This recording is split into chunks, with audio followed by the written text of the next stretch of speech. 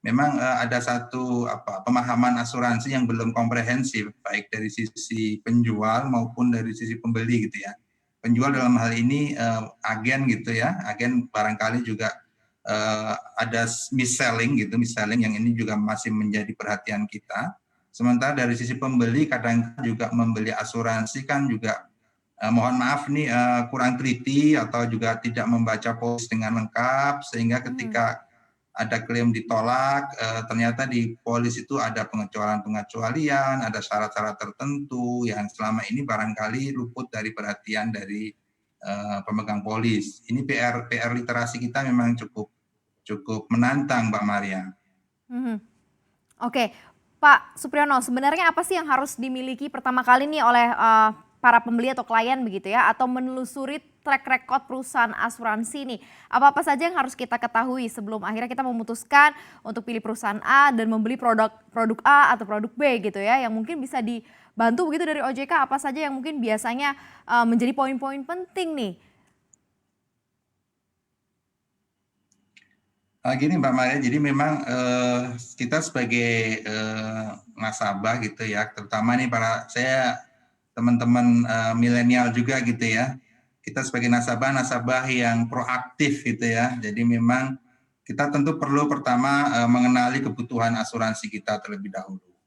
Karena tentu setiap orang beda kebutuhan dan nanti beda produk yang perlu dimiliki gitu. Kalau misalnya orang-orang yang baru membina karir, yang memang belum berkeluarga, tentu beda kebutuhan asuransinya dengan orang-orang yang sudah berkeluarga gitu ya. Seperti tadi di wawancara tadi teman yang pemirsa yang punya asuransi kesehatan. Nah, saya rasa itu langkah yang bagus bagi yang masih muda. Biasanya kalau masih muda kan memang problemnya di situ. Asuransi kesehatan itu kalau dibeli dari awal dari muda, preminya tentu akan lebih murah. Nah ini tentu kita bisa berinteraksi atau katakanlah menanyakan hal ini, berkonsultasi dengan orang yang memang expert di bidang ini. Kita memiliki profesi, teman-teman profesi agen, Mbak Maria, yang bisa kita jadikan teman diskusi.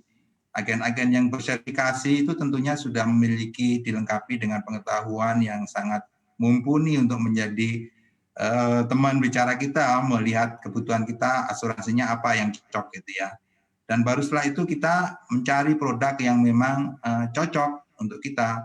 Ada produk yang kalau kita kenal sekarang tradisional misalnya ya, yang menawarkan ada beasiswa, ada santunan kematian, atau hanya santunan kecelakaan misalnya, atau bahkan yang lebih lengkap, yang lebih sophisticated, yang memang mengandung banyak unsur investasi. Nah ini juga bisa dilakukan kalau memang kebutuhannya adalah lebih banyak untuk investasi.